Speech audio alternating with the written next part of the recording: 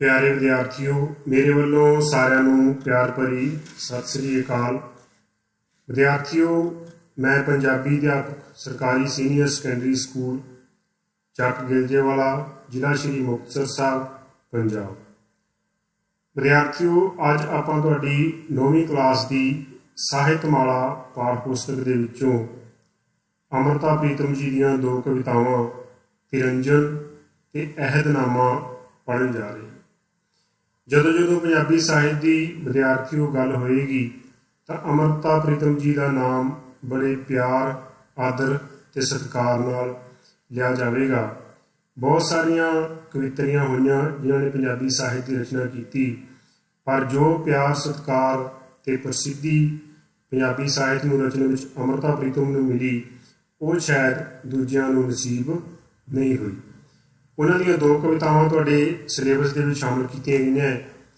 ਆਓ ਆਪਾਂ ਇਹਨਾਂ ਕਵਿਤਾਵਾਂ ਨੂੰ ਪੜ੍ਹਨ ਤੋਂ ਪਹਿਲਾਂ ਉਸ ਮਹਾਨ ਕਵਿਤਰੀ ਦੇ ਜੀਵਨ ਤੇ ਥੋੜ੍ਹੀ ਜਿਹੀ ਇੱਕ ਝਲਕ ਪਾਉਂਦੇ ਹਾਂ, ਤਾਂ ਕਿ ਤੁਹਾਡੀ ਉਹਨਾਂ ਬਾਰੇ ਜਾਣਨ ਦੀ ਜਿਹੜੀ ਉਤਸੁਕਤਾ ਹੈ ਉਹ ਵੀ ਸ਼ਾਂਤ ਹੋ ਸਕੇ ਤੇ ਤੁਹਾਨੂੰ ਕਵਿਤਾਵਾਂ ਪੜ੍ਹਨ ਦਾ ਆਨੰਦ ਵੀ ਆ ਸਕੇ।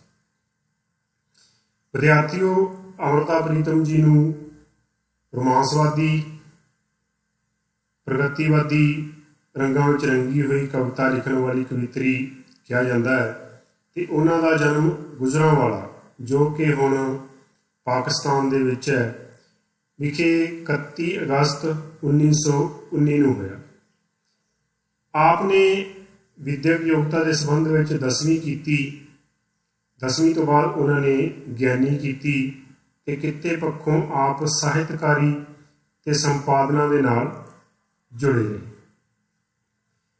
ਅਮਰਤਾ ਪ੍ਰੀਤਮ ਨੇ ਕਹਾਣੀਆਂ, ਨਾਵਲ, ਸਵੈ ਜੀਵਨੀ, ਸਫ਼ਰਨਾਮਾ ਤੇ ਕਾਫੀ ਸਾਰੀ ਵਾਰਤਕ ਦੀ ਰਚਨਾ ਕੀਤੀ ਹੈ, ਪਰ ਉਹਨਾਂ ਦੀ ਬਹੁਤੀ ਪ੍ਰਸਿੱਧੀ ਇੱਕ ਕਵਿਤਰੀ ਦੇ ਤੌਰ ਤੇ ਹੋਈ ਹੈ।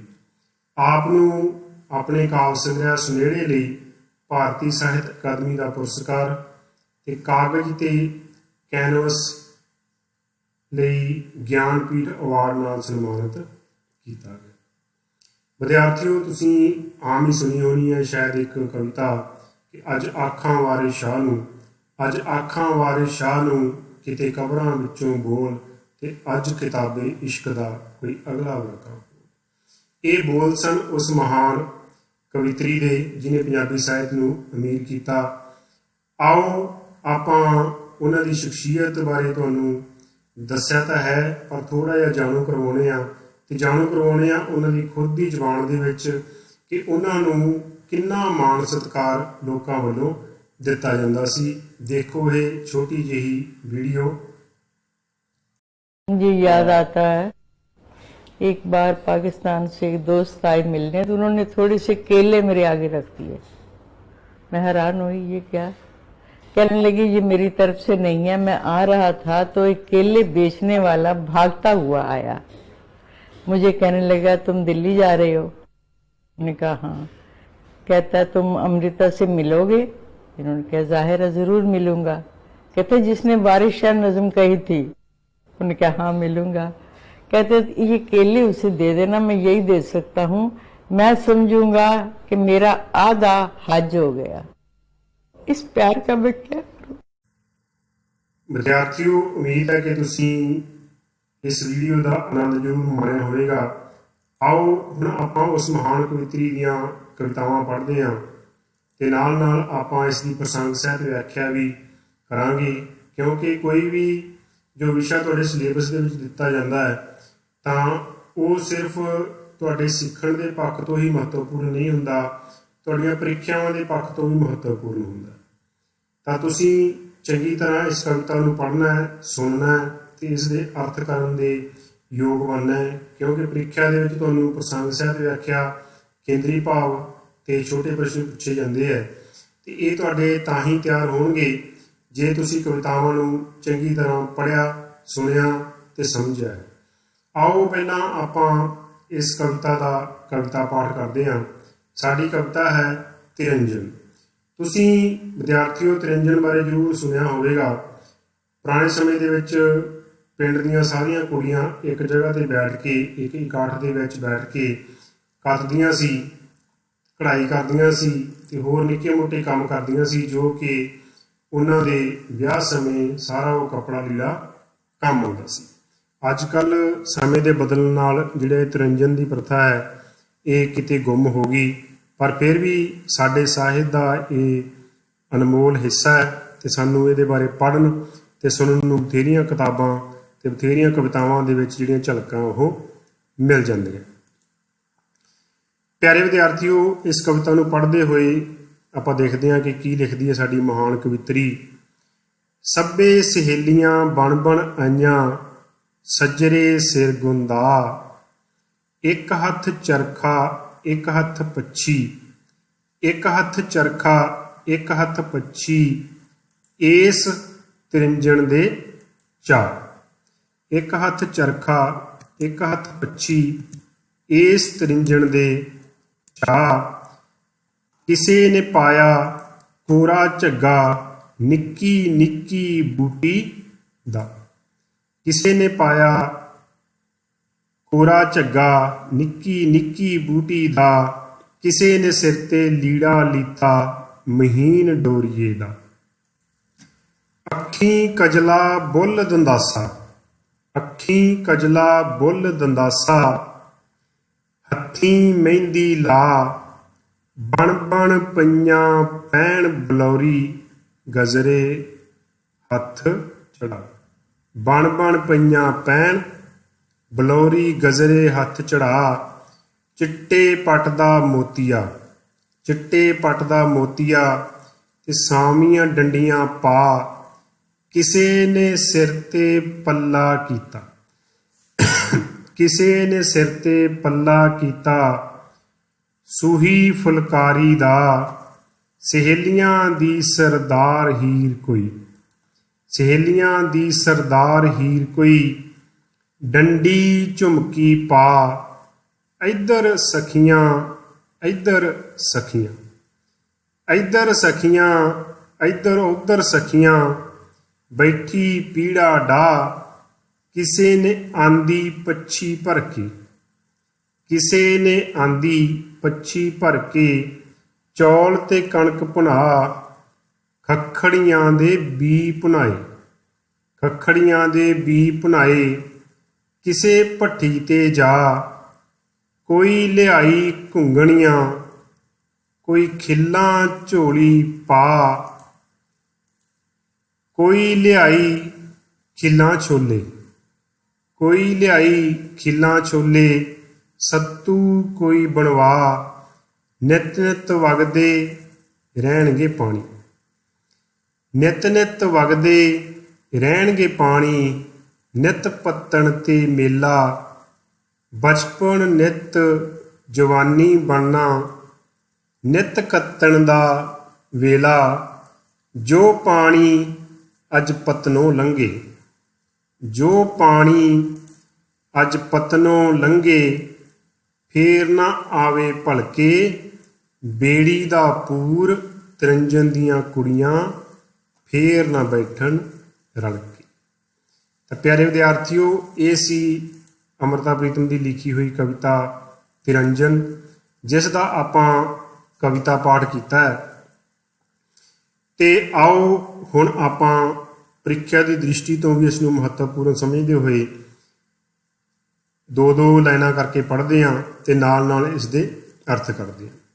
ਤਰਿੰਜਣ ਦੀ ਆਪਾਂ ਸ਼ੁਰੂ ਦੇ ਵਿੱਚ ਗੱਲ ਕੀਤੀ ਸੀਗੀ ਕਿ ਤਰਿੰਜਣ ਜਿੱਥੇ ਸਾਰੀਆਂ ਪਿੰਡ ਦੀਆਂ ਕੁੜੀਆਂ ਇੱਕ ਜਗ੍ਹਾ ਤੇ ਬੈਠਦੀਆਂ, ਕਿਤੇ ਵੱਡੇ ਵੱਡੇ ਬੋਹੜਾਂ ਦੇ ਦਰਖਤ ਹੁੰਦੇ ਸੀ, ਉੱਥੇ ਕੁੜੀਆਂ ਬੈਠਦੀਆਂ, ਆਪਸ ਵਿੱਚ ਦੀ ਹੱਸਦੀਆਂ ਖੇਡਦੀਆਂ ਤੇ ਨਾਲ ਨਾਲ ਕਹਿੰਦੇ ਉਹ ਆਪਦੇ ਦਹੇਜ ਦਾ ਸਮਾਨ ਵੀ ਤਿਆਰ ਕਰਦੀਆਂ, ਜਿਹਦੇ ਵਿੱਚ ਚਰਖਾ ਕੱਤਣਾ, ਕਢਾਈ ਕਰਨੀ, ਗੋਟੇ ਲਾਉਣੇ, ਫੁਲਕਾਰੀਆਂ ਕੱਢਣੀਆਂ, ਬਾਗ ਕੱਢਣੇ, ਬਹੁਤ ਸਾਰੇ ਕੰਮ ਜਿਹੜੇ ਕੁੜੀਆਂ ਸੀ ਕਰਦੀਆਂ ਸੀ। ਸਭੇ ਸਹੇਲੀਆਂ ਬਣ ਬਣ ਆਈਆਂ, ਸੱਜਰੇ ਸਿਰ ਗੁੰਦਾ। ਸਾਰੀਆਂ ਸਹੇਲੀਆਂ ਬਣ ਠਣ ਕੇ ਸੱਜ ਸਵਰ ਕੇ ਆਈਆਂ, ਸੱਜਰੇ ਸਿਰ ਗੁੰਦਾ, ਤੇ ਸਾਰਿਆਂ ਨੇ ਆਪਣੇ ਸਿਰਾਂ ਨੂੰ ਗੁੰਦਿਆ ਹੋਇਆ। ਗੁੰਦਿਆ ਭਾਵ ਪਿਆਰੇ ਵਿਦਿਆਰਥੀਓ, ਕੁੜੀਆਂ ਪਿੱਛੇ ਗੁੱਤ ਕਰ ਲੈਂਦੀਆਂ ਸੀ ਤੇ ਕਈ ਸ਼ੌਕੀਨ ਕੁੜੀਆਂ ਜਾਂ ਛੋਟੀਆਂ ਕੁੜੀਆਂ ਦੀਆਂ ਜਿਹੜੀਆਂ ਮਾਵਾਂ ਉਹਨਾਂ ਦੀਆਂ ਮਿੱਡੀਆਂ ਸਿਰ ਤੇ ਕਰਕੇ ਉਹਨੂੰ ਚੰਗੀ ਤਰ੍ਹਾਂ ਗੁੰਦ ਦਿੰਦੀਆਂ ਸੀ। ਇੱਕ ਹੱਥ ਚਰਖਾ ਇੱਕ ਹੱਥ ਪੱਛੀ, ਇੱਕ ਹੱਥ ਚਰਖਾ ਇੱਕ ਹੱਥ ਪੱਛੀ, ਇਸ ਤਰਿੰਜਣ ਦੇ ਚਾਅ। ਸਾਰੀਆਂ ਨੂੰ ਤਰਿੰਜਣ ਦੇ ਵਿੱਚ ਆਉਣ ਦਾ ਬੜਾ ਚਾਅ ਹੁੰਦਾ ਸੀ, ਕਿਉਂਕਿ ਸਿਆਣੇ ਕਹਿੰਦੇ ਕਿ ਹਾਣ ਨੂੰ ਹਾਣ ਪਿਆਰਾ। ਸਾਰੀਆਂ ਕੁੜੀਆਂ ਇੱਕ ਦੂਜੀ ਦੇ ਹਾਣ ਦੀਆਂ ਹੁੰਦੀਆਂ ਸੀ ਤੇ ਉਹਨਾਂ ਕੋਲੇ ਕੀ ਫੜਿਆ ਹੁੰਦਾ ਸੀ? ਇੱਕ ਹੱਥ ਚਰਖਾ। ਚਰਖਾ ਤੁਸੀਂ ਸਾਰਿਆਂ ਨੇ ਦੇਖਿਆ ਹੋਣਾ, ਤੁਹਾਨੂੰ ਇੱਥੇ ਦਿਖ ਵੀ ਰਿਹਾ ਕਿ ਚਰਖੇ ਨਾਲ ਜਿਹੜੀ ਰੂੰ ਹੈ ਉਹਨੂੰ ਕੱਤ ਕੇ ਧਾਗਾ ਬਣਾਇਆ ਜਾਂਦਾ ਸੀਗਾ ਤੇ ਫਿਰ ਉਸ ਤੋਂ ਜਿਹੜਾ ਅੱਗੇ ਕੱਪੜਾ ਬੁਣਿਆ ਜਾਂਦਾ। ਇੱਕ ਹੱਥ ਚਰਖਾ ਇੱਕ ਹੱਥ ਪੱਛੀ। ਪੱਛੀ ਹੁੰਦੀ ਹੈ ਪਿਆਰੇ ਵਿਦਿਆਰਥੀਓ ਇੱਕ ਟੋਕਰੀ, ਟੋਕਰੀ ਜਿਸ ਦੇ ਵਿੱਚ ਉਹ ਗਲੋਟੇ ਵਗੈਰਾ ਰੱਖਦੀਆਂ ਜਾਂ ਕੋਈ ਨਿੱਕਾ ਮੋਟਾ ਸਮਾਨ ਪਾ ਕੇ ਲਿਆਉਂਦੀਆਂ। ਇਸ ਤਰਿੰਜਣ ਦੇ ਚਾਅ, ਸਾਰੀਆਂ ਨੂੰ ਇਸ ਤਰਿੰਜਣ ਦਾ ਪੂਰਾ ਚਾਅ ਚੜਿਆ ਹੋਇਆ ਹੈ। ਕਿਸੇ ਨੇ ਪਾਇਆ ਕੋਰਾ ਝੱਗਾ ਨਿੱਕੀ ਨਿੱਕੀ ਬੂਟੀ ਦਾ। ਕਿਸੇ ਨੇ ਕੋਰਾ ਝੱਗਾ, ਨਵਾਂ ਵਧੀਆ ਝੱਗਾ ਪਾਇਆ, ਉੱਤੇ ਨਿੱਕੀ ਨਿੱਕੀ ਬੂਟੀ ਕੱਢੀ ਹੋਈ ਹੈ। ਕਿਸੇ ਨੇ ਸਿਰ ਤੇ ਲੀੜਾ ਲੀਤਾ ਮਹੀਨ ਡੋਰੀਏ ਦਾ, ਤੇ ਕਿਸੇ ਨੇ ਸਿਰ ਤੇ ਚੁੰਨੀ ਲਈ ਹੋਈ ਹੈ ਬਰੀਕ ਬਰੀਕ ਡੋਰੀਏ ਦੀ। ਕਹਿਣ ਦਾ ਭਾਵ ਕਵਿਤਰੀ ਇਹ ਕਹਿ ਰਹੀ ਕਿ ਸਾਰੀਆਂ ਬੜੇ ਚਾਅ ਨਾਲ ਸਜ ਸਵਰ ਕੇ ਇਸ ਤਰਿੰਜਣ ਦੇ ਵਿੱਚ ਪਹੁੰਚੀਆਂ ਆਪਣੀਆਂ ਸਹੇਲੀਆਂ ਨੂੰ ਮਿਲਣ ਤੇ ਆਪਣੇ ਕੰਮਕਾਰ ਕਰਨ। ਅੱਖੀਂ ਕਜਲਾ ਬੁੱਲ ਦੰਦਾਸਾ, ਅੱਖੀਂ ਕਜਲਾ ਬੁੱਲ ਦੰਦਾਸਾ, ਹੱਥੀਂ ਮਹਿੰਦੀ ਲਾ। ਸੁਰਮਾ ਪਾਉਣ ਦਾ ਰਿਵਾਜ ਵਿਦਿਆਰਥੀਓ ਅੱਜ ਵੀ ਹੈ, ਪਰ ਪੁਰਾਣੇ ਸਮੇਂ ਦੇ ਵਿੱਚ ਜਿਹੜਾ ਸੁਰਮਾ ਉਹ ਬੜੇ ਸ਼ੌਂਕ ਨਾਲ ਪਾਇਆ ਜਾਂਦਾ ਸੀ। ਕਹਿੰਦੇ ਕਿ ਸੁਰਮਾ ਸਾਡੀਆਂ ਅੱਖਾਂ ਨੂੰ ਚਾਰ ਚੰਨ ਲਾ ਦਿੰਦਾ, ਉਹਨਾਂ ਦੀ ਖੂਬਸੂਰਤੀ ਵਧਾ ਦਿੰਦਾ ਹੈ। ਅੱਖੀਂ ਕਜਲਾ ਬੁੱਲ ਦੰਦਾਸਾ, ਹੱਥੀਂ ਮਹਿੰਦੀ ਲਾ। ਦੰਦਾਸਾ ਪਿਆਰੇ ਵਿਦਿਆਰਥੀਓ ਇੱਕ ਦਰਖਤ ਦੀ ਛਿੱਲ ਹੁੰਦੀ ਹੈ ਤੇ ਉਸ ਨੂੰ ਬੁੱਲਾਂ ਤੇ ਲਾਉਣ ਨਾਲ, ਰਗੜਨ ਨਾਲ ਜਿਹੜੇ ਬੁੱਲ ਆ ਉਹ ਲਾਲ ਹੋ ਜਾਂਦੇ ਆ। ਜਿਵੇਂ ਅੱਜ ਪ੍ਰਚਲਨ ਦੇ ਨਾਲ ਜਿਹੜੀ ਸੁਰਖੀ ਹੈ, ਦੰਦਾਸੇ ਦੀ ਜਗ੍ਹਾ ਸੁਰਖੀ ਨੇ ਲੈ ਲਈ। ਅੱਖੀਂ ਕਜਲਾ ਬੁੱਲ ਦੰਦਾਸਾ, ਹੱਥੀਂ ਮਹਿੰਦੀ ਲਾ, ਬਣ ਬਣ ਪਈਆਂ ਪੈਣ ਬਲੌਰੀ ਗਜਰੇ ਹੱਥ ਚੜਾ। ਸਾਰਿਆਂ ਦੇ ਹੱਥਾਂ ਦੇ ਵਿੱਚ ਸੋਹਣੇ ਸੋਹਣੇ ਗਜਰੇ ਚੜੇ ਹੋਏ ਹੈ ਤੇ ਸਾਰੀਆਂ ਬਣ ਬਣ ਕੇ ਬੈਠਦੀਆਂ, ਇੱਕ ਦੂਜੀ ਤੋਂ ਸੁੰਦਰ ਉਹ ਦਿਖਣ ਦੀ ਕੋਸ਼ਿਸ਼ ਕਰਦੀਆਂ। ਚਿੱਟੇ ਪੱਟ ਦਾ ਮੋਤੀਆ ਤੇ ਸਾਮੀਆਂ ਡੰਡੀਆਂ ਪਾ। ਚਿੱਟੇ ਪੱਟ, ਚਿੱਟੇ ਕੱਪੜੇ ਦਾ ਉਹਨਾਂ ਨੇ ਜਿਹੜਾ ਮੋਤੀਆ ਹੈ ਉਹ ਲਿਆ ਹੋਇਆ ਹੈ ਤੇ ਸਾਮੀਆਂ ਡੰਡੀਆਂ ਪਾ। ਡੰਡੀਆਂ ਪਿਆਰੇ ਵਿਦਿਆਰਥੀਓ ਜਿਵੇਂ ਅੱਜ ਕੱਲ੍ਹ ਉਹਨਾਂ ਨੂੰ ਲਟਕਣ ਕਹਿ ਦਿੰਦੇ ਆ, ਕੰਨਾਂ ਦੇ ਵਿੱਚ ਪਾਉਣ ਵਾਲੀਆਂ ਛੋਟੀਆਂ ਛੋਟੀਆਂ ਵਾਲੀਆਂ ਕਹਿ ਲਓ। ਵਾਲੀਆਂ ਛੋਟੀਆਂ ਹੁੰਦੀਆਂ, ਜਿਹੜੀਆਂ ਡੰਡੀਆਂ ਉਹ ਥੋੜ੍ਹੀਆਂ ਲੰਬੀਆਂ ਥੱਲੇ ਲਮਕਦੀਆਂ ਹੁੰਦੀਆਂ, ਤਾਂ ਉਹ ਸਾਰੀਆਂ ਕੁੜੀਆਂ ਨੇ ਪਾਈਆਂ ਹੋਈਆਂ। ਕਿਸੇ ਨੇ ਸਿਰ ਤੇ ਪੱਲਾ ਕੀਤਾ ਸੂਹੀ ਫੁਲਕਾਰੀ ਦਾ, ਤੇ ਕਿਸੇ ਨੇ ਸਿਰ ਤੇ ਪੱਲਾ ਕੀਤਾ ਹੋਇਆ ਹੈ ਸੂਹੀ ਫੁਲਕਾਰੀ। ਫੁਲਕਾਰੀ ਇਹ ਸ਼ਾਇਦ ਤਸਵੀਰ 'ਚ ਵੀ ਤੁਸੀਂ ਦੇਖ ਰਹੇ ਹੋ, ਇਸ ਤਰ੍ਹਾਂ ਦੀ ਹੁੰਦੀ ਹੈ ਕਿ ਜਿਹਦੇ ਵਿੱਚ ਸਾਰੀ ਦੇ ਵਿੱਚ ਕਢਾਈ ਕੀਤੀ ਹੁੰਦੀ ਹੈ। ਫੁਲਕਾਰੀ ਹੁੰਦੀ ਹੈ ਇੱਕ ਬਾਗ ਹੁੰਦਾ ਜਿਹਦੇ ਕਿਨਾਰਿਆਂ ਤੇ ਕਢਾਈ ਕੀਤੀ ਹੁੰਦੀ ਹੈ। ਤੁਹਾਡੀਆਂ ਦਾਦੀਆਂ ਕੋਲ ਬਾਗ ਜਿਹੜੀਆਂ ਫੁਲਕਾਰੀਆਂ ਇਹ ਪਈਆਂ ਹੋਣੀਆਂ ਤੇ ਉਮੀਦ ਹੈ ਕਿ ਤੁਸੀਂ ਜ਼ਰੂਰ ਇਹ ਦੇਖੀਆਂ ਵੀ ਹੋਣੀਆਂ। ਕਿਸੇ ਨੇ ਸਿਰ ਤੇ ਪੱਲਾ ਕੀਤਾ ਸੂਹੀ ਫੁਲਕਾਰੀ ਦਾ, ਸਹੇਲੀਆਂ ਦੀ ਸਰਦਾਰ ਹੀਰ ਕੋਈ, ਸਹੇਲੀਆਂ ਦੀ ਸਰਦਾਰ ਹੀਰ ਕੋਈ, ਡੰਡੀ ਝੁਮਕੀ ਪਾ। ਉਹਨਾਂ ਸਹੇਲੀਆਂ ਦੀ ਕੋਈ ਸਰਦਾਰ, ਕਿ ਕੁਛ ਕੁੜੀਆਂ ਹੁੰਦੀਆਂ ਉਹ ਬੜੀਆਂ ਰੌਣਕੀ ਹੁੰਦੀਆਂ, ਹੱਸਣ ਖੇਡਣ ਵਾਲੀਆਂ, ਤੇ ਉਹ ਫਿਰ ਇਹ ਕੁੜੀਆਂ ਦੀ ਇਕੱਠ ਦੀਆਂ ਸਰਦਾਰ ਬਣੀਆਂ ਹੁੰਦੀਆਂ। ਸਾਰੀਆਂ ਹੀ ਕੁੜੀਆਂ ਉਹਨਾਂ ਦੇ ਆਲੇ ਦੁਆਲੇ ਬੈਠਦੀਆਂ। ਉਸੇ ਦਾ ਹੀ ਚਿਤਰਨ ਸਾਡੀ ਕਵਿਤਰੀ ਕਰ ਰਹੀ ਹੈ ਇੱਥੇ। ਡੰਡੀ ਝੁਮਕੀ ਪਾ, ਸਹੇਲੀਆਂ ਦੀ ਸਰਦਾਰ ਹੀਰ ਕੋਈ, ਡੰਡੀ ਝੁਮਕੀ ਪਾ, ਇੱਧਰ ਸਖੀਆਂ ਉੱਧਰ ਸਖੀਆਂ, ਬੈਠੀ ਪੀੜਾ ਡਾ। ਕਿ ਉਹ ਸਰਦਾਰਾਂ ਦੀ ਤਰ੍ਹਾਂ ਬੈਠੀ ਹੋਈ ਹੈ, ਸਾਰੀਆਂ ਉਹਨੂੰ ਬੜਾ ਪ੍ਰੇਮ ਕਰਦੀਆਂ। ਕੁਝ ਕੁੜੀਆਂ ਇਹਦੇ ਇੱਕ ਪਾਸੇ ਬੈਠੀਆਂ, ਕੁਝ ਕੁ ਦੂਸਰੇ ਪਾਸੇ ਬੈਠੀਆਂ, ਤੇ ਵਿਚਕਾਰ ਇਹ ਸਰਦਾਰਨੀ ਬਣ ਕੇ ਬੈਠੀ ਹੋਈ ਹੈ। ਮਤਲਬ ਕਹਿਣ ਦਾ ਭਾਵ ਕਿ ਉਹਨਾਂ ਨੇ ਰਲ ਮਿਲ ਕੇ ਪੂਰੀ ਰੌਣਕ ਲਾਈ ਹੋਈ ਹੈ। ਇੱਧਰ ਸਖੀਆਂ ਉੱਧਰ ਸਖੀਆਂ, ਬੈਠੀ ਪੀੜਾ ਡਾ। ਕਿਸੇ ਨੇ ਆਂਦੀ ਪੱਛੀ ਭਰ ਕੇ, ਕਣਕ ਤੇ ਚੌਲ ਪੁਨਾਰ। ਖਾਣ ਦਾ ਅਨਾਜ ਪਿਆਰੇ ਵਿਦਿਆਰਥੀਓ ਸਮੇਂ ਦੇ ਅਨੁਸਾਰ ਬਹੁਤ ਬਦਲਾਅ ਆਇਆ ਹੈ ਤੇ ਪੁਰਾਣੇ ਸਮੇਂ ਦੇ ਵਿੱਚ ਲੋਕ ਦਾਣੇ ਬਣਾ ਲੈਂਦੇ ਸੀ। ਕਣਕ ਦੇ ਦਾਣੇ ਬਣਾ ਲਏ, ਛੋਲਿਆਂ ਦੇ ਦਾਣੇ ਬਣਾ ਲਏ, ਖਿੱਲਾਂ ਬਣਵਾ ਲੈਂਦੇ ਸੀਗੇ। ਭੱਠੀਆਂ ਹੁੰਦੀਆਂ ਸੀ ਪੁਰਾਣੇ ਸਮੇਂ ਦੇ ਵਿੱਚ ਪਿੰਡਾਂ ਦੇ ਵਿੱਚ, ਤੇ ਉੱਤੇ ਭੱਠੀ ਵਾਲੀ ਦੇ ਕੋਲ ਉਹ ਆਪਦੇ ਦਾਣੇ ਲੈ ਜਾਂਦੇ ਤੇ ਉਹ ਬੱਠਲ ਦੇ ਵਿੱਚ ਰੇਤਾ ਪਾਇਆ ਹੁੰਦਾ ਸੀਗਾ ਤੇ ਉਸ ਰੇਤੇ ਦੇ ਵਿੱਚ ਦਾਣੇ ਪਾ ਕੇ ਤੇ ਜਦੋਂ ਉਹਨੂੰ ਅੱਗ ਤੇ ਭੁੰਨਿਆ ਜਾਂਦਾ ਤਾਂ ਉਹ ਰੇਤੇ ਦੇ ਸੇਕ ਨਾਲ ਜਿਹੜੇ ਦਾਣੇ ਭੁੰਨ ਜਾਂਦੇ ਤੇ ਬੜੇ ਚਾਅ ਨਾਲ ਉਹਨਾਂ ਨੂੰ ਖਾਧਾ ਜਾਂਦਾ। ਕਿਸੇ ਨੇ ਆਂਦੀ ਪੱਛੀ ਭਰ ਕੇ ਕਣਕ ਤੇ ਚੌਲ ਭੁਨਾ, ਉਸੇ ਤਰ੍ਹਾਂ ਕਿਸੇ ਨੇ ਕਣਕ ਤੇ ਚੌਲ ਨੂੰ ਭੁਨਾ ਕੇ ਦਾਣੇ ਭੁਨਾ ਕੇ ਲੈ ਕੇ ਆਂਦੇ ਹੈ ਸਾਰੀਆਂ ਸਹੇਲੀਆਂ ਦੇ ਖਾਣ ਲਈ। ਖੱਖੜੀਆਂ ਦੇ ਬੀ ਭੁਨਾਏ ਕਿਸੇ ਭੱਠੀ ਤੇ ਜਾ। ਖੱਖੜੀਆਂ ਖਰਬੂਜੇ ਉਮੀਦ ਹੈ ਕਿ ਤੁਸੀਂ ਸਾਰਿਆਂ ਨੇ ਜ਼ਰੂਰ ਦੇਖੇ ਹੋਣੇ ਆ, ਕਿਉਂਕਿ ਇਹ ਤਾਂ ਅੱਜ ਵੀ ਸਾਡੇ ਖਾਣ ਪੀਣ ਦੇ ਵਿੱਚ ਸ਼ਾਮਲ ਹੈ। ਇਹਨਾਂ ਦੇ ਬੀ ਆਪਾਂ ਕੱਢ ਕੇ ਸੁੱਟ ਦਿੰਦੇ ਹਾਂ, ਪਰ ਪੁਰਾਣੇ ਸਮੇਂ ਦੇ ਵਿੱਚ ਇਹਨਾਂ ਦੇ ਬੀਆਂ ਨੂੰ ਸੁਕਾ ਕੇ ਇਹਨਾਂ ਨੂੰ ਭੁਨਾ ਲਿਆ ਜਾਂਦਾ ਸੀ ਤੇ ਇਹ ਖਾਣ ਦੇ ਕੰਮ ਆਉਂਦੇ ਸੀ। ਖੱਖੜੀਆਂ ਦੇ ਬੀ ਭੁਨਾਏ ਕਿਸੇ ਭੱਠੀ ਤੇ ਜਾ, ਕੋਈ ਲਿਆਈ ਘੁੰਗਣੀਆਂ ਕੋਈ ਖਿੱਲਾਂ ਝੋਲੀ ਪਾ। ਕੋਈ ਘੁੰਗਣੀਆਂ ਲੈ ਕੇ ਆਈ ਹੈ, ਮਤਲਬ ਅਨਾਜ ਦੇ ਦਾਣੇ ਭੁਨਾ ਕੇ ਲੈ ਕੇ ਆਈ ਹੈ ਖਾਣ ਵਾਸਤੇ, ਤੇ ਕੋਈ ਖਿੱਲਾਂ ਝੋਲੀ ਪਾ। ਮੱਕੀ ਦੇ ਦਾਣਿਆਂ ਤੋਂ ਕਈ ਵਾਰ ਖਿੱਲਾਂ ਅੱਜ ਵੀ ਅਸੀਂ ਬਣਾਉਂਦੇ ਹੋਏ ਦੇਖਦੇ ਹਾਂ ਤੇ ਉਸ ਤਰ੍ਹਾਂ ਦੀਆਂ ਖਿੱਲਾਂ ਬਣੀਆਂ ਹੋਈਆਂ ਤੇ ਉਹ ਖਾਣ ਲਈ ਕੁੜੀਆਂ ਲੈ ਕੇ ਆਈਆਂ। ਤਰਿੰਜਣ ਦੇ ਵਿੱਚ ਵੀ ਇੱਥੇ ਬੈਠ ਕੇ ਉਹ ਕੰਮਕਾਰ ਵੀ ਕਰਦੀਆਂ ਤੇ ਨਾਲ ਉਹ ਖਾਣ ਪੀਣ ਵੀ ਕਰਦੀਆਂ। ਕੋਈ ਲਿਆਈ ਖਿੱਲਾਂ ਛੋਲੇ ਸੱਤੂ ਕੋਈ ਬਣਵਾ, ਕੋਈ ਸੱਤੂ ਬਣਵਾ ਕੇ ਲਿਆਈ ਹੈ। ਸੱਤੂ ਹੁੰਦਾ ਪਿਆਰੇ ਵਿਦਿਆਰਥੀਓ, ਸਤਨਾਜਾ ਵੀ ਕਹਿ ਦਿੰਦੇ ਆ। 7 ਤਰ੍ਹਾਂ ਦਾ ਜਿਹੜਾ ਅਨਾਜ ਹੈ ਉਹਨਾਂ ਨੂੰ ਪੀਹ ਕੇ ਮਿਲਾ ਕੇ ਉਹਦੇ ਕੋਈ ਲੱਡੂ ਪਿੰਨੀਆਂ ਵਗੈਰਾ ਬਣਾ ਕੇ ਲਿਆਉਂਦੇ ਆ ਲੋਕ, ਤਾਂ ਉਹਨੂੰ ਜਿਹੜਾ ਖਾਧਾ ਜਾਂਦਾ ਉਹਨੂੰ ਕਿਹਾ ਜਾਂਦਾ ਸਤਨਾਜਾ। ਤਾਂ ਇੱਥੇ ਲਿਖਿਆ ਹੋਇਆ ਹੈ ਕੋਈ ਲਿਆਈ ਖਿੱਲਾਂ ਛੋਲੇ ਸੱਤੂ ਕੋਈ ਬਣਵਾ, ਕੋਈ ਸੱਤੂ ਬਣਵਾ ਕੇ ਲੈ ਕੇ ਆਈ ਹੈ। ਨਿਤ ਨਿਤ ਵਗਦੇ ਰਹਿਣਗੇ ਪਾਣੀ, ਨਿਤ ਪੱਤਣ ਤੇ ਮੇਲਾ, ਬਚਪਨ ਨਿਤ ਜਵਾਨੀ ਬਣਦਾ, ਨਿਤ ਕੱਤਣ ਦਾ ਵੇਲਾ।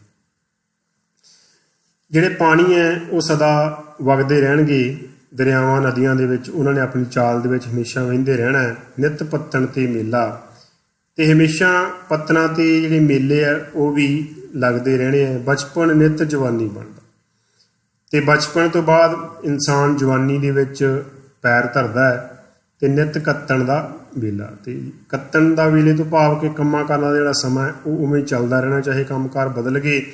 ਅੱਜ ਅਸੀਂ ਬਚਪਨ ਤੋਂ ਬਾਅਦ ਹੋਰ ਤਰ੍ਹਾਂ ਦੇ ਆਪਦੇ ਜਿਹੜੇ ਕਿੱਤੇ ਅਪਣਾਏ ਹੋਏ ਆ, ਅਸੀਂ ਉਹਨਾਂ ਕੰਮਾਂ ਕਾਰਾਂ 'ਚ ਪੈ ਜਾਂਦੇ ਹਾਂ। ਜੋ ਪਾਣੀ ਅੱਜ ਪਤਨੋਂ ਲੰਘੇ ਫੇਰ ਨਾ ਆਵੇ ਭਲਕੇ। ਤਾਂ ਇੱਥੇ ਜਿਹੜੀ ਕਵਿਤਰੀ ਹੈ, ਜਿਹੜੀ ਗੱਲ ਉਹ ਕਹਿਣਾ ਚਾਹੁੰਦੀ ਹੈ, ਹੁਣ ਉਸ ਗੱਲ ਤੇ ਉਹ ਆਈ ਹੈ। ਜੋ ਪਾਣੀ ਅੱਜ ਪਤਨੋਂ ਲੰਘੇ ਫੇਰ ਨਾ ਆਵੇ ਭਲਕੇ, ਕਿ ਜਿਹੜੇ ਪਾਣੀ ਪਤਨਾਂ ਤੋਂ ਲੰਘ ਗਏ ਉਹ ਮੁੜ ਕੇ ਕਦੇ ਵੀ ਵਾਪਸ ਨਹੀਂ ਆਉਂਦੇ। ਜੋ ਪਾਣੀ ਅੱਜ ਪਤਨੋਂ ਲੰਘੇ ਫੇਰ ਨਾ ਆਵੇ ਭਲਕੇ, ਬੇੜੀ ਦਾ ਪੂਰ ਤਰਿੰਜਣ ਦੀਆਂ ਕੁੜੀਆਂ ਫੇਰ ਨਾ ਬੈਠਣ ਰਲ ਕੇ। ਕਿ ਬੇੜੀ ਦੇ ਵਿੱਚ ਜਿਹੜੇ ਮੁਸਾਫਰ ਇੱਕ ਵਾਰ ਸਫ਼ਰ ਕਰ ਲੈਂਦੇ ਆ, ਆਪਦੀਆਂ ਮੰਜ਼ਿਲਾਂ ਨੂੰ ਪਹੁੰਚ ਜਾਂਦੇ ਆ, ਦੁਬਾਰਾ ਸਮਾਂ ਨਹੀਂ ਆਉਂਦਾ ਕਿ ਉਹੀ ਮੁਸਾਫਰ ਉਸੇ ਹੀ ਕਿਸ਼ਤੀ ਦੇ ਵਿੱਚ ਬੈਠ ਕੇ ਬੇੜੀ ਦੇ ਵਿੱਚ ਬੈਠ ਕੇ ਸਫ਼ਰ ਕਰਨ। ਉਵੇਂ ਹੀ ਤਰਿੰਜਣ ਦੀਆਂ ਕੁੜੀਆਂ ਆਪਦੇ ਵਿਆਹਾਂ ਤੋਂ ਬਾਅਦ ਆਪਣੇ ਸਹੁਰਿਆਂ ਘਰਾਂ ਨੂੰ ਚਲੀਆਂ ਜਾਂਦੀਆਂ ਤੇ ਉਹਨਾਂ ਨੂੰ ਮਿਲ ਕੇ ਬੈਠਣ ਦਾ ਮੁੜ ਕੇ ਜਿਹੜਾ ਸਮਾਂ ਹੈ ਉਹ ਨਹੀਂ ਮਿਲਦਾ। ਤਾਂ ਵਿਦਿਆਰਥੀਓ, ਇਹ ਸੀ ਸਾਡੀ ਕਵਿਤਾ ਤਿਰੰਜਣ। ਆਓ ਹੁਣ ਆਪਾਂ ਇਸ ਦਾ ਕੇਂਦਰੀ ਭਾਵ ਵੀ ਪੜ੍ਹ ਲੈਂਦੇ ਹਾਂ, ਕਿਉਂਕਿ ਪ੍ਰੀਖਿਆ ਦੀ ਦ੍ਰਿਸ਼ਟੀ ਤੋਂ ਕੇਂਦਰੀ ਭਾਵ ਬੜਾ ਮਹੱਤਵਪੂਰਨ ਹੁੰਦਾ ਹੈ। ਤਿਰੰਜਣ ਵਿੱਚ ਬਹੁਤ ਸਾਰੀਆਂ ਕੁੜੀਆਂ ਬਣ ਠਣ ਕੇ ਇਕੱਠੀਆਂ ਹੁੰਦੀਆਂ ਹਨ ਤੇ ਚਰਖੇ ਕੱਤਦੀਆਂ ਹਨ। ਪਿਆਰੇ ਵਿਦਿਆਰਥੀਓ, ਕੇਂਦਰੀ ਭਾਵ ਤੁਸੀਂ ਛੋਟਾ ਜਿਹਾ 3-4 ਲਾਈਨਾਂ ਦਾ ਲਿਖਣਾ ਹੁੰਦਾ ਹੈ, ਜਿੱਦਾਂ ਇੱਥੇ ਲਿਖਿਆ ਹੋਇਆ ਹੈ। ਤੇ ਉਹਦੇ ਵਿੱਚ ਜੋ ਕਵਿਤਾ ਦੇ ਵਿੱਚ ਕੇਂਦਰ ਦੇ ਵਿੱਚ ਜੋ ਭਾਵ ਹੈ, ਜਿਸ ਭਾਵ ਨੂੰ ਲੈ ਕੇ ਉਹ ਕਵਿਤਾ ਲਿਖੀ ਗਈ ਹੈ, ਉਹ ਤੁਸੀਂ ਲਿਖਣਾ ਹੁੰਦਾ ਹੈ। ਤੇ ਕੇਂਦਰੀ ਭਾਵ ਦੇ ਵਿੱਚ ਕਦੇ ਵੀ ਕਵੀ ਦਾ ਤੇ ਕਵਿਤਾ ਦਾ ਨਾਮ ਨਹੀਂ ਲਿਖੀਦਾ। ਇਸ ਲਈ ਇੱਥੇ ਦੇਖੋ ਸਿੱਧਾ ਸ਼ੁਰੂ ਕੀਤਾ ਹੋਇਆ ਹੈ। ਤਿਰੰਜਣ ਵਿੱਚ ਬਹੁਤ ਸਾਰੀਆਂ ਕੁੜੀਆਂ ਬਣ ਠਣ ਕੇ ਇਕੱਠੀਆਂ ਹੁੰਦੀਆਂ ਹਨ ਤੇ ਚਰਖੇ ਕੱਤਦੀਆਂ ਹਨ, ਪਰ ਵਿਆਹੀਆਂ ਜਾਣ ਮਗਰੋਂ ਉਹ ਮੁੜ ਸਾਰੀਆਂ ਇਕੱਠੀਆਂ ਨਹੀਂ ਹੋ ਸਕਦੀਆਂ। ਤਾਂ ਇੱਥੇ ਕੁੜੀਆਂ ਦੇ ਮਿਲ ਬੈਠਣ, ਕੰਮਕਾਰ ਕਰਨ ਤੇ ਵਿਛੜਨ ਦੀ ਜਿਹੜੀ ਜ਼ਿਕਰ ਹੈ ਸਾਰੀ ਕਵਿਤਾ ਦੇ ਵਿੱਚ ਕੀਤਾ ਗਿਆ ਹੈ। ਤੇ ਉਹੀ ਜਿਹੜਾ ਭਾਵ ਇਸ ਕੇਂਦਰੀ ਭਾਵ ਦੇ ਵਿੱਚ ਸਮੇਟਿਆ ਗਿਆ। ਆਓ ਹੁਣ ਆਪਾਂ ਅੰਮ੍ਰਿਤਾ ਪ੍ਰੀਤਮ ਜੀ ਦੀ ਦੂਸਰੀ ਕਵਿਤਾ ਜਿਹੜੀ ਤੁਹਾਡੇ ਸਿਲੇਬਸ ਵਿੱਚ ਦਰਜ ਹੈ ਇਸ ਨੂੰ ਪੜ੍ਹਦੇ ਹਾਂ। ਇਸ ਕਵਿਤਾ ਦਾ ਨਾਮ ਹੈ ਅਹਿਦਨਾਮਾ। ਵਿਦਿਆਰਥੀਓ, ਅਹਿਦਨਾਮਾ ਹੁੰਦਾ ਹੈ ਕਿਸੇ ਚੀਜ਼ ਦਾ ਕੋਈ ਪ੍ਰਣ ਕਰਨਾ, ਕੋਈ ਵਾਅਦਾ ਕਰਨਾ। ਆਪਾਂ ਪਹਿਲਾਂ ਇਸ ਕਵਿਤਾ ਨੂੰ ਪੜ੍ਹ ਲੈਂਦੇ ਹਾਂ, ਕਵਿਤਾ ਪਾਠ ਕਰ ਲੈਂਦੇ ਹਾਂ। ਕਵਿਤਰੀ ਕੀ ਕਹਿ ਰਹੀ ਹੈ? ਅਮਨ ਦਾ ਇਹ ਅਹਿਦਨਾਮਾ, ਆਓ ਦੁਨੀਆ ਵਾਲਿਓ ਦਸਖਤ ਕਰੋ। ਅਮਨ ਦਾ ਇਹ ਅਹਿਦਨਾਮਾ, ਆਓ ਦੁਨੀਆ ਵਾਲਿਓ ਦਸਖਤ ਕਰੋ। ਕਾਗਜ਼ ਹੈ ਇਹ ਤਕਦੀਰ ਦਾ ਤੇ ਕਲਮ ਹੈ ਤਦਬੀਰ ਦੀ। ਅੱਜ ਕਲਮਾਂ ਦੇ ਵਿੱਚ ਅਮਨ ਦੀ ਸ਼ਾਹੀ ਭਰੋ। ਦਸਖਤ ਕਰੋ, ਦਸਖਤ ਕਰੋ। ਨਫ਼ਰਤ ਦੀ ਕਾਲੀ ਰਾਤ ਹੈ, ਨਫ਼ਰਤ ਦੀ ਕਾਲੀ ਬਾਤ ਹੈ। ਨਫ਼ਰਤ ਦੀ ਕਾਲੀ ਰਾਤ ਹੈ, ਨਫ਼ਰਤ ਦੀ ਕਾਲੀ ਬਾਤ ਹੈ। ਠੋਕਰ ਨਾ ਲੱਗੇ ਇਲਮ ਨੂੰ, ਠੋਕਰ ਨਾ ਲੱਗੇ ਕਲਮ ਨੂੰ। ਦਿਲ ਦਾ ਚਿਰਾਗ ਬਾਲ ਕੇ ਸਾਹਵੇਂ ਧਰੋ। ਦਸਖਤ ਕਰੋ, ਦਸਖਤ ਕਰੋ। ਆਵੋ ਕੇ ਜਿੰਦਾਂ ਮਹਿੰਗੀਆਂ, ਆਵੋ ਕੇ ਜਿੰਦਾਂ ਮਹਿੰਗੀਆਂ। ਆਵੋ ਕੇ ਮੌਤਾਂ ਸਸਤੀਆਂ। ਆਵੋ ਕੇ ਜਿੰਦਾਂ ਮਹਿੰਗੀਆਂ, ਆਵੋ ਕੇ ਮੌਤਾਂ ਸਸਤੀਆਂ। ਓਏ ਹੁਸਨ ਦੇ ਵਣਜਾਰਿਓ, ਓਏ ਹੁਨਰ ਦੇ ਵਣਜਾਰਿਓ। ਅੱਜ ਆਪਣੇ ਆਪਣੇ ਇਸ਼ਕ ਨੂੰ ਜਾਮਣ ਧਰੋ। ਦਸਖਤ ਕਰੋ, ਦਸਖਤ ਕਰੋ। ਬਰਕਤ ਤੇਰੀ ਆਵਾਜ਼ ਦੀ, ਬਰਕਤ ਮੇਰੀ ਆਵਾਜ਼ ਦੀ। ਬਰਕਤ ਤੇਰੀ ਆਵਾਜ਼ ਦੀ, ਬਰਕਤ ਮੇਰੀ ਆਵਾਜ਼ ਦੀ। ਤੇ ਬੂੰਦ ਬੂੰਦ ਜੋੜ ਕੇ ਸਾਗਰ ਭਰੋ। ਦਸਖਤ ਕਰੋ, ਦਸਖਤ ਕਰੋ। ਦੀਨਾਂ ਈਮਾਨਾਂ ਵਾਲਿਓ ਦਸਖਤ ਕਰੋ। ਦੋਹਾਂ ਜਹਾਨਾਂ ਵਾਲਿਓ ਦਸਖਤ ਕਰੋ। ਨੇਮਾਂ ਤੇ ਧਰਮਾਂ ਵਾਲਿਓ ਦਸਖਤ ਕਰੋ। ਬੇਆਓ ਕਰਮਾਂ ਵਾਲਿਓ ਦਸਖਤ ਕਰੋ। ਵਿਦਿਆਰਥੀਓ, ਇਹ ਸੀ ਸਾਡੀ ਕਵਿਤਾ ਅਹਿਦਨਾਮਾ। ਕਵਿਤਰੀ ਦੇਸ਼ ਦੀ ਵੰਡ ਤੋਂ ਬਹੁਤ ਦੁਖੀ ਸੀ ਤੇ ਵੰਡ ਤੋਂ ਦੁਖੀ ਹੋ ਕੇ ਉਸਨੇ ਕਵਿਤਾ ਲਿਖੀ ਸੀ ਵਾਰਿਸ ਸ਼ਾਹ। ਅੱਜ ਆਖਾਂ ਵਾਰਿਸ ਸ਼ਾਹ ਨੂੰ ਕਿਤੇ ਕਬਰਾਂ ਵਿੱਚੋਂ ਬੋਲ ਤੇ ਫੇਰ ਕਿਤਾਬੇ ਇਸ਼ਕ ਦਾ ਕੋਈ ਅਗਲਾ ਵਰਕਾ ਫੋਲ। ਤਾਂ ਵੰਡ ਦਾ ਦੁੱਖ ਅੰਮ੍ਰਿਤਾ ਪ੍ਰੀਤਮ ਦੇ ਦਿਮਾਗ ਤੇ ਛਾਇਆ ਹੋਇਆ ਸੀ ਤੇ ਇਸੇ ਲਈ ਉਸਨੇ ਇਹ ਕਵਿਤਾ ਅਹਿਦਨਾਮਾ ਲਿਖੀ ਕਿ ਆਓ ਸਾਰੇ ਮਿਲ ਕੇ ਪ੍ਰਣ ਕਰੋ ਕਿ ਅਸੀਂ ਕਦੇ ਜੰਗਾਂ ਲੜਾਈਆਂ ਝਗੜਿਆਂ ਦੇ ਵਿੱਚ ਨਹੀਂ ਪਵਾਂਗੇ, ਅਸੀਂ ਸਾਰੇ ਰਲ ਮਿਲ ਕੇ ਰਹਾਂਗੇ। ਆਓ ਪੜ੍ਹਦੇ ਹਾਂ। ਅਮਨ ਦਾ ਇਹ ਅਹਿਦਨਾਮਾ, ਆਓ ਦੁਨੀਆ ਵਾਲਿਓ ਦਸਖਤ ਕਰੋ। ਕਿ ਹੇ ਦੁਨੀਆ ਵਾਲਿਓ, ਮੈਂ ਤੁਹਾਡੇ ਲਈ ਅਮਨ ਦਾ ਇੱਕ ਪੈਗਾਮ ਲੈ ਕੇ ਆਈ ਹਾਂ, ਇੱਕ ਅਹਿਦਨਾਮਾ ਲੈ ਕੇ ਆਈ ਹਾਂ, ਇੱਕ ਸਹੁੰ ਪੱਤਰ ਲੈ ਕੇ ਆਈ ਹਾਂ। ਆਓ ਸਾਰੇ ਇਹਦੇ ਤੇ ਦਸਖਤ ਕਰੋ, ਆਪਣੀ ਹਾਮੀ ਭਰੋ। ਕਾਗਜ਼ ਹੈ ਇਹ ਤਕਦੀਰ ਦਾ ਤੇ ਕਲਮ ਹੈ ਤਦਬੀਰ ਦੀ। ਅੱਜ ਕਲਮ ਦੇ ਵਿੱਚ ਅਮਨ ਦੀ ਸ਼ਾਹੀ ਭਰੋ। ਇਸ ਅਹਿਦਨਾਮੇ ਨੂੰ ਤੁਸੀਂ ਇੱਕ ਸਧਾਰਨ ਕਾਗਜ਼ ਨਾ ਸਮਝੋ। ਇਹ ਕਾਗਜ਼ ਤੁਹਾਡੀ ਤਕਦੀਰ ਦਾ ਹੈ ਤੇ ਇਸ ਦੇ ਵਿੱਚ ਤੁਸੀਂ ਅਮਨ ਦੀ ਸ਼ਾਹੀ ਭਰ ਕੇ, ਅਮਨ ਤੇ ਪ੍ਰੇਮ ਦੀ ਸ਼ਾਹੀ ਭਰ ਕੇ ਦਸਖਤ ਕਰੋ ਕਿ ਅਸੀਂ ਸਦਾ ਰਲ ਮਿਲ ਕੇ ਰਹਾਂਗੇ, ਅਸੀਂ ਸਦਾ ਇਕੱਠੇ ਰਹਾਂਗੇ। ਦਸਖਤ ਕਰੋ, ਦਸਖਤ ਕਰੋ। ਨਫ਼ਰਤ ਦੀ ਕਾਲੀ ਰਾਤ ਹੈ, ਨਫ਼ਰਤ ਦੀ ਕਾਲੀ ਬਾਤ ਹੈ। ਨਫ਼ਰਤ ਦੀ ਕਾਲੀ ਰਾਤ ਹੈ, ਨਫ਼ਰਤ ਦੀ ਕਾਲੀ ਬਾਤ ਹੈ। ਠੋਕਰ ਨਾ ਲੱਗੇ ਇਲਮ ਨੂੰ, ਠੋਕਰ ਨਾ ਲੱਗੇ ਕਲਮ ਨੂੰ। ਚਾਰ ਚੁਫੇਰੇ ਨਫ਼ਰਤ ਫੈਲੀ ਹੋਈ ਹੈ ਤੇ ਨਫ਼ਰਤ ਦੀ ਕਾਲੀ ਰਾਤ ਛਾਈ ਹੋਈ ਹੈ ਤੇ ਹਰ ਪਾਸੇ ਨਫ਼ਰਤ ਦੀ ਹੀ ਕਾਲੀ ਬਾਤ, ਨਫ਼ਰਤ ਦੀ ਹੀ ਗੱਲਬਾਤ ਚੱਲ ਰਹੀ ਹੈ।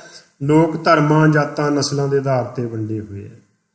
ਨਫ਼ਰਤ ਦੀ ਕਾਲੀ ਰਾਤ ਹੈ, ਨਫ਼ਰਤ ਦੀ ਕਾਲੀ ਬਾਤ ਹੈ। ਠੋਕਰ ਨਾ ਲੱਗੇ ਇਲਮ ਨੂੰ, ਠੋਕਰ ਨਾ ਲੱਗੇ ਕਲਮ ਨੂੰ। ਆਓ ਸਾਰੇ ਇਕੱਠੇ ਹੋਵੋ, ਇਲਮ ਨੂੰ, ਗਿਆਨ ਨੂੰ ਕੋਈ ਠੋਕਰ ਨਾ ਲੱਗੇ ਤੇ ਇਸ ਅਮਨ ਦੀ ਗੱਲ ਕਰਨ ਵਾਲੀ ਕਿਸੇ ਵੀ ਕਲਮ ਨੂੰ ਕੋਈ ਠੋਕਰ ਨਾ ਲੱਗੇ। ਦਿਲ ਦਾ ਚਿਰਾਗ ਬਾਲ ਕੇ ਸਾਹਵੇਂ ਧਰੋ। ਦਸਖਤ ਕਰੋ, ਦਸਖਤ ਕਰੋ। ਆਪਣੇ ਦਿਲ ਦੇ ਚਿਰਾਗ ਦੀ ਗਵਾਹੀ ਸਾਹਮਣੇ ਰੱਖ ਕੇ ਆਓ ਇਸ ਕਾਗਜ਼ ਤੇ ਦਸਖਤ ਕਰੋ। ਆਵੋ ਕੇ ਜਿੰਦਾਂ ਮਹਿੰਗੀਆਂ, ਆਵੋ ਕੇ ਮੌਤਾਂ ਸਸਤੀਆਂ। ਜੀਵਨ ਬਹੁਤ ਮਹਿੰਗਾ ਹੈ ਤੇ ਮੌਤ ਬਹੁਤ ਸਸਤੀ ਹੈ, ਜਿਹੜੀ ਅਸੀਂ ਆਪਸੀ ਲੜਾਈ ਝਗੜੇ, ਧਰਮ, ਜਾਤ ਪਾਤ ਦੀਆਂ ਵੰਡੀਆਂ ਦੇ ਵਿੱਚ ਪੈ ਕੇ ਇੱਕ ਦੂਜੇ ਨੂੰ ਮਾਰ ਰਹੇ ਹਾਂ। ਇਹ ਮੌਤ ਬਹੁਤ ਸਸਤੀ ਹੈ। ਓਏ ਹੁਸਨ ਦੇ ਵਣਜਾਰਿਓ, ਓਏ ਹੁਨਰ ਦੇ ਵਣਜਾਰਿਓ, ਅੱਜ ਆਪਣੇ ਆਪਣੇ ਇਸ਼ਕ ਨੂੰ ਜਾਮਣ ਕਰੋ। ਓਏ ਹੁਸਨ ਦੇ ਵਣਜਾਰਿਓ, ਸੁੰਦਰਤਾ ਦੇ ਵਣਜਾਰਿਓ, ਓਏ ਹੁਨਰ ਦੇ ਵਣਜਾਰਿਓ, ਓਏ ਦੌਲਤਮੰਦ ਲੋਕੋ, ਓਏ ਹੁਨਰਮੰਦ ਲੋਕੋ, ਅੱਜ ਆਪਣੇ ਆਪਣੇ ਇਸ਼ਕ ਨੂੰ ਜਾਮਣ ਧਰੋ, ਦਸਤਖਤ ਕਰੋ। ਆਓ ਸਾਰੇ ਮਿਲ ਕੇ ਕਿਰਤੀ ਲੇਖਕ ਸਾਰੇ ਆਓ, ਆਪਣੇ ਇਸ਼ਕ ਨੂੰ ਜਾਮਣ ਧਰ ਕੇ ਦਸਤਖਤ ਕਰੋ। ਇੱਕ ਵਾਅਦਾ ਕਰੋ, ਬਰਕਤ ਤੇਰੀ ਆਵਾਜ਼ ਦੀ, ਬਰਕਤ ਮੇਰੀ ਆਵਾਜ਼ ਦੀ, ਤੇ ਬੂੰਦ ਬੂੰਦ ਜੋੜ ਕੇ ਸਾਗਰ ਕਰੋ। ਕੁਝ ਆਵਾਜ਼ ਮੈਂ ਚੁੱਕ ਰਹੀ ਹਾਂ, ਕੁਝ ਆਵਾਜ਼ ਤੁਸੀਂ ਚੁੱਕੋ, ਤੇ ਆਓ ਸਾਰੇ ਰਲ ਕੇ ਆਪਾਂ ਸ਼ਾਂਤੀ ਲਈ ਉਪਰਾਲਾ ਕਰੀਏ, ਪ੍ਰਣ ਕਰੀਏ, ਤੇ ਸਾਰੇ ਮਿਲ ਕੇ ਇਸ ਅਹਿਦਨਾਮੇ ਤੇ ਦਸਤਖਤ ਕਰੀਏ, ਤੇ ਬੂੰਦ ਬੂੰਦ ਜੋੜ ਕੇ ਜਿਹੜਾ ਸਾਗਰ ਹੈ ਉਹ ਭਰ ਜਾਂਦਾ ਹੈ। ਆਓ ਆਪਾਂ ਇਹ ਸ਼ਾਂਤੀ ਦਾ ਇੱਕ ਸਾਗਰ ਬਣਾਈਏ। ਦੀਨਾ ਈਮਾਨਾਂ ਵਾਲਿਓ, ਅਖੀਰ ਤੇ ਸਾਰਿਆਂ ਨੂੰ ਆਵਾਜ਼ ਲਗਾਉਂਦੀ ਹੈ ਸਾਡੀ ਕਵਿਤਰੀ। ਦੀਨਾ ਈਮਾਨਾਂ ਵਾਲਿਓ ਦਸਤਖਤ ਕਰੋ। ਓਏ ਦੀਨਾ ਮਾਨਾਂ ਵਾਲਿਓ, ਸੱਚੇ ਮਨੁੱਖੋ, ਆਜੋ ਦਸਤਖਤ ਕਰੋ। ਦੋਹਾਂ ਜਹਾਨਾਂ ਵਾਲਿਓ ਦਸਤਖਤ ਕਰੋ। ਸੰਸਾਰ ਜਿਹੜਾ ਦੋ ਗਰੁੱਪਾਂ ਦੇ ਵਿੱਚ ਉਦੋਂ ਵੰਡਿਆ ਹੋਇਆ ਸੀ, ਤੇ ਦੋਨਾਂ ਨੂੰ ਆਵਾਜ਼ ਲਗਾ ਰਹੀ ਹੈ ਕਵਿਤਰੀ ਕਿ ਆਓ ਦੋਵੇਂ ਦਸਤਖਤ ਕਰੋ। ਨੇਮਾਂ ਤੇ ਧਰਮਾਂ ਵਾਲਿਓ ਦਸਤਖਤ ਕਰੋ। ਨੇਮਾਂ ਤੇ ਧਰਮਾਂ ਨੂੰ ਮੰਨਣ ਵਾਲਿਓ, ਆਓ ਸਾਰੇ ਦਸਤਖਤ ਕਰੋ। ਵੇ ਆਓ ਕਰਮਾਂ ਵਾਲਿਓ ਦਸਤਖਤ ਕਰੋ। ਸਾਰੇ ਕਰਮਾਂ ਵਾਲਿਓ, ਚੰਗਿਓ ਮਨੁੱਖੋ, ਆਓ ਸਾਰੇ ਦਸਤਖਤ ਕਰੋ। ਆਪਾਂ ਸੰਸਾਰ ਦੇ ਵਿੱਚ ਸ਼ਾਂਤੀ ਤੇ ਪ੍ਰੇਮ ਫੈਲਾਈਏ। ਆਓ ਸਾਰੇ ਦਸਤਖਤ ਕਰੋ। ਤਾਂ ਵਿਦਿਆਰਥੀਓ, ਇਹ ਸੀ ਸਾਡੀ ਦੂਸਰੀ ਕਵਿਤਾ ਅਹਿਦਨਾਮਾ, ਜਿਸ ਦੇ ਵਿੱਚ ਅੰਮ੍ਰਿਤਾ ਪ੍ਰੀਤਮ ਨੇ ਉਹਨਾਂ ਸਾਰੇ ਲੋਕਾਂ ਨੂੰ ਆਵਾਜ਼ ਲਗਾਈ ਜਿਹੜੇ ਆਪਸ ਵਿੱਚ ਦੀ ਧਰਮ, ਜਾਤ, ਨਸਲ ਦੇ ਆਧਾਰ ਤੇ ਵੰਡੇ ਹੋਏ ਸੀ, ਕਿ ਤੁਸੀਂ ਸਾਰੇ ਆਓ ਤੇ ਇਸ ਅਹਿਦਨਾਮੇ ਤੇ ਦਸਤਖਤ ਕਰੋ ਕਿ ਅਸੀਂ ਹਮੇਸ਼ਾ ਸ਼ਾਂਤੀ ਦਾ ਪਾਠ ਪੜ੍ਹਾਂਗੇ ਤੇ ਸ਼ਾਂਤੀ ਦਾ ਹੀ ਪੜ੍ਹਾਵਾਂਗੇ। ਆਓ ਹੁਣ ਆਪਾਂ ਇਸ ਕਵਿਤਾ ਦੇ ਕੇਂਦਰੀ ਭਾਵ ਤੇ ਵੀ ਨਜ਼ਰ ਮਾਰ ਲੈਂਦੇ ਹਾਂ। ਇਸ ਕਵਿਤਾ ਦਾ ਵਿਦਿਆਰਥੀਓ ਕੇਂਦਰੀ ਭਾਵ ਹੈ, ਸੰਸਾਰ ਵਿੱਚ ਨਫ਼ਰਤ ਤੇ ਜੰਗ ਦਾ ਹਨੇਰਾ ਛਾਇਆ ਹੋਇਆ ਹੈ, ਜਿਸ ਤੋਂ ਬਚਣ ਲਈ ਸਭ ਨੂੰ ਸੰਸਾਰ ਅਮਨ ਦੇ ਪ੍ਰਤਿਗਿਆ ਪੱਤਰ ਉੱਪਰ ਦਸਤਖਤ ਕਰਨੇ ਚਾਹੀਦੇ ਹਨ। ਆਪਾਂ ਪਹਿਲਾਂ ਗੱਲ ਕੀਤੀ ਸੀ ਵਿਦਿਆਰਥੀਓ ਕਿ ਜਦੋਂ ਵੀ ਤੁਸੀਂ ਕੇਂਦਰੀ ਭਾਵ ਲਿਖਣਾ ਹੈ ਤਾਂ ਕੇਂਦਰੀ ਭਾਵ ਦੇ ਵਿੱਚ ਕਵੀ ਦਾ ਨਾਂ ਜਾਂ ਕਵਿਤਾ ਦਾ ਨਾਂ ਤੁਸੀਂ ਨਹੀਂ ਲਿਖਣਾ। ਜੋ ਉਸ ਕਵਿਤਾ ਦੇ ਕੇਂਦਰ ਦੇ ਵਿੱਚ ਭਾਵ ਹੈ ਤੁਸੀਂ ਉਸੇ ਬਾਰੇ ਹੀ ਲਿਖਣਾ ਹੁੰਦਾ ਹੈ, ਤੇ ਕੇਂਦਰੀ ਭਾਵ 3-4 ਲਾਈਨਾਂ ਦੇ ਵਿੱਚ ਬਹੁਤ ਹੁੰਦਾ, ਇਹਨੂੰ ਜ਼ਿਆਦਾ ਵੱਡਾ ਨਹੀਂ ਕਰੀਦਾ। ਇੱਕ ਇਹ ਵੀ ਹੈ, ਇਹ ਕੇਂਦਰੀ ਭਾਵ ਇੱਥੇ ਲਿਖਿਆ ਹੈ, ਤੁਹਾਡੀਆਂ ਕਿਤਾਬਾਂ ਦੇ ਵਿੱਚ ਲਿਖਿਆ ਹੋਵੇਗਾ ਜਾਂ ਹੋਰ ਕਿਸੇ ਕਿਤਾਬ ਦੇ ਵਿੱਚ ਲਿਖਿਆ ਹੋਵੇਗਾ। ਜ਼ਰੂਰੀ ਨਹੀਂ ਤੁਸੀਂ ਉਹੀ ਕੇਂਦਰੀ ਭਾਵ ਲਿਖਣਾ ਹੁੰਦਾ। ਤੁਸੀਂ ਜੋ ਸਮਝਿਆ ਉਸ ਕਵਿਤਾ ਨੂੰ ਪੜ੍ਹ ਕੇ ਤੁਸੀਂ ਜੋ ਸਮਝਿਆ ਤੁਸੀਂ ਉਹੀ ਕੇਂਦਰੀ ਭਾਵ ਲਿਖਣਾ ਹੁੰਦਾ। ਤਾਂ ਪਿਆਰੇ ਵਿਦਿਆਰਥੀਓ, ਇਹ ਸੀ ਸਾਡੀ ਕਵਿਤਰੀ ਅੰਮ੍ਰਿਤਾ ਪ੍ਰੀਤਮ ਦੀਆਂ 2 ਕਵਿਤਾਵਾਂ ਜਿਨ੍ਹਾਂ ਨੂੰ ਅਸੀਂ ਪੜ੍ਹਿਆ, ਤਿਰੰਜਣ ਤੇ ਅਹਿਦਨਾਮਾ। ਉਮੀਦ ਹੈ ਤੁਸੀਂ ਇਸ ਵਿਚਾਰ ਚਰਚਾ ਤੋਂ ਪੂਰੀ ਫਾਇਦਾ ਉਠਾਓਗੇ ਤੇ ਪ੍ਰੀਖਿਆ ਦੀ ਦ੍ਰਿਸ਼ਟੀ ਤੋਂ ਵੀ ਜਿਹੜੇ ਤੁਸੀਂ ਪ੍ਰਸ਼ਨ ਪੱਤਰ ਕਰਨ ਦੇ ਯੋਗ ਹੋਏ ਹੋਵੋਗੇ। ਇਸ ਨੂੰ ਦੁਬਾਰਾ ਜ਼ਰੂਰ ਪੜ੍ਹਨਾ, ਪੜ੍ਹ ਕੇ ਇਸ ਦਾ ਅਭਿਆਸ ਕਰਨਾ। ਮੇਰੇ ਵੱਲੋਂ ਸਾਰੇ ਹੀ ਵਿਦਿਆਰਥੀਆਂ ਦਾ ਬਹੁਤ ਬਹੁਤ ਧੰਨਵਾਦ।